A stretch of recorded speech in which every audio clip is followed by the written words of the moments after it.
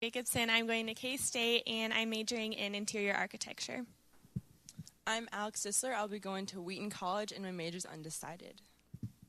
I'm Justin Meyer. I'm going to K-State. My major's undecided, and I want to minor in psychology. I'm Jacob Lubeck. I will also be going to K-State, and I'm going to major in business administration marketing. I'm Adam Hall. I'm going to the K-State University. Be doing the business and hopefully real estate.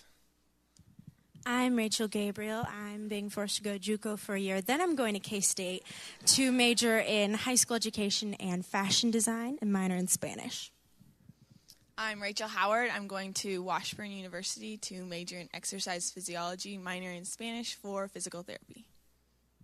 My name is Kyla Hansen. I will be going to KU to major in elementary education. I am Zach Anderson, and I'd like to study some sort of engineering, and my school is undecided. I'm Tegan Phillips. I've been accepted to the Savannah College of Art and Design in Georgia, but I think if I go there, I'll probably be at KU or JUCO first, majoring in illustration, and I'm going to look into going to MNU for some form of theology class. I'm Amanda Elliott. I'll be a music education major at Pitt State University. I'm Eric Brewer, and I'll be going to JUCO, majoring in theater performance and secondary education and minoring in Spanish. Hello, my name is Ariel Nib, and I will be attending Kansas State University. I'm doing pre-law with a major in criminology and a double minor in Spanish and leadership. Hi, my name's Ian Phelps, and I just wanted to thank the youth pastors and everything for this great youth ministry. And I'm going to be going to JUCO my first year and then maybe KU or Washburn, and my major is undecided. Hi, I'm Rebecca Stowe. I'm going to the University of Kansas, and I'm majoring in secondary math education. My name is Travis Molson, and I'm going to the University of Kansas, national champions of basketball and Orange Bowl champions, to major in business finance, and I'm also signed with the Phi Kappa Psi fraternity. I'm Travis Tannehill. I'm going to Kansas State University to major in business. I'm Ashley Trujillo. I'm going to K-State next year. I'm going to major in business and minor in Spanish. I'm James Bickley. I'm going to Kansas University. I'm majoring in business administration and getting a minor in math. And I also signed with Phi Kappa Psi fraternity. I'm Jordan Knoll. I'm going to the University of Kansas next year, and my major is undecided. I am Bryce Reynolds, and I am majoring in beating the national champions, again, at Kansas State University. And I'll be going into elementary education. Hi, I'm Allison Zacher. I'm going to Emporia State, and I am majoring in elementary education. I'm Julianne Serwa. I'm going to Washburn to apply for the nursing program. I'm Shelby Ingram. I'm going to go to K-State next year, and I'm going to be majoring in international business and minoring in French. I'm Casey Sterrett, and I'm going to JUCO for a year before transferring to K-State to major in graphic design.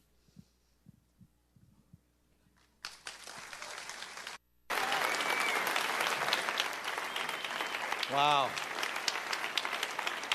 It's a pretty impressive group, and to hear all their future plans, I want you guys just to continue to pray for them. Great aspirations that they've all got. Some of them are undecided, but we know that God has a great future for them, so just continue to lift all of them up in prayer, and we love them all. So thanks, you guys.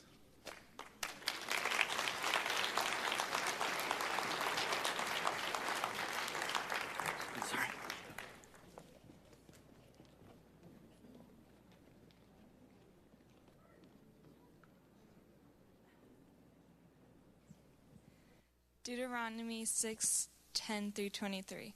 When the Lord your God brings you into the land he swore to your fathers, to Abraham, Isaac, and Jacob, to give you a land with large, flourishing cities you did not build, houses filled with kinds of goods, things you did not provide, wells you did not dig, and vineyards and olive groves you did not plant. Then when you eat and are satisfied, be careful that you do not forget the Lord who brought you out of Egypt, out of the land of slavery. Deuteronomy 6:13-19 says, "Fear the Lord your God, serve him only, and take your oaths in his name. Do not follow other gods, the gods of the peoples around you, for the Lord your God who is among you is a jealous God, and his anger will burn against you, and he will destroy you from the face of the land. Do not test the Lord your God, as you did at Massah, Be sure to keep the commands of the Lord your God and the stipulations and decrees he has given you. Do what is right and good in the Lord's sight, so that it may go well with you, and you may go in and take over the good land that the Lord promised on oath to your forefathers, thrusting out all your enemies before you, as the Lord said. In the future, when your son asks you, what is the meaning of the stipulations, decrees, and laws the Lord our God has commanded you? Tell him, we were slaves of Pharaoh in Egypt, but the Lord brought us out of Egypt with a mighty hand. Before our eyes, the Lord sent miraculous signs and wonders, great and terrible, upon Egypt and Pharaoh and his whole household. But he brought us out from there to bring us in and give us the land that he promised on oath to our forefathers. Thank you.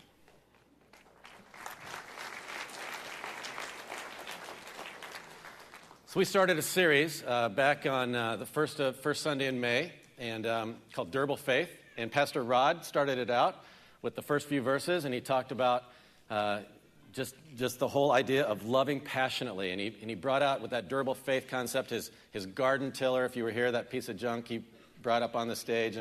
But he told us about to remember our first love.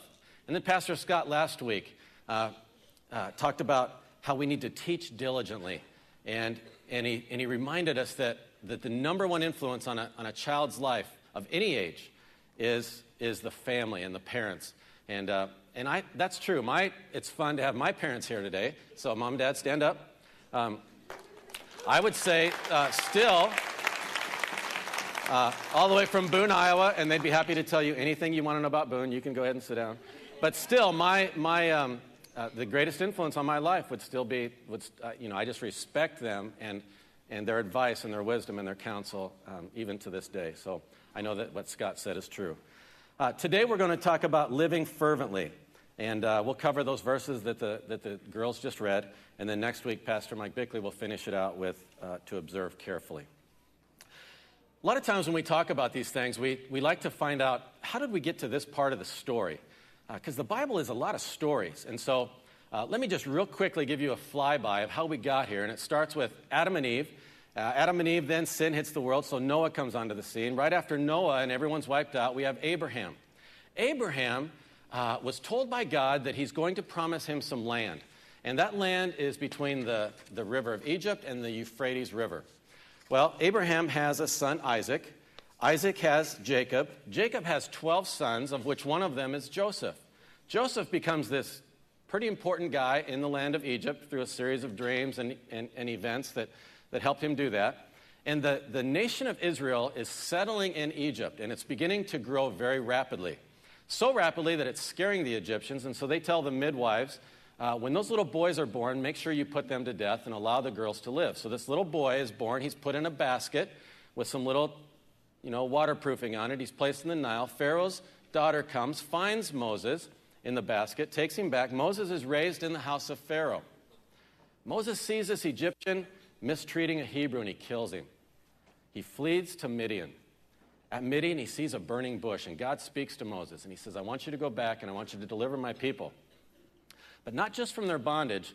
God had another agenda. God wanted to rid his people of all those gods that the Egyptians are following. So they're delivered, all the plagues, all that stuff. They're delivered. They're in the desert. They come to the Red Sea. God parts the Red Sea. They cross on dry land.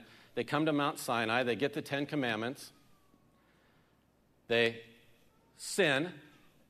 They're forced to wander in the desert for 40 years prior to entering into the Promised Land. That's where we find ourselves. We're getting ready as a nation of Israel to enter into the Promised Land. And Moses is instructing the people. In Leviticus, we have the priestly consecrating sacrificial ordinances and rituals and all the offerings. And it was all about the Lord God. And the Lord God is the focus, and he should be properly observed and obeyed. Leviticus. Then Numbers. Numbers, again, is just preparation for that nation to enter into the Promised Land. And we find out in Numbers some of the consequences of sin. We hear about these 12 spies who go in, and 10 are bad and 2 are good. And so because they doubted God and they said, we're like grasshoppers, they'll kill us, they'll smash us, they'll destroy us, we have no chance against them. God had already promised it, and God said, you do not doubt me. Big mistake. And so for 40 years,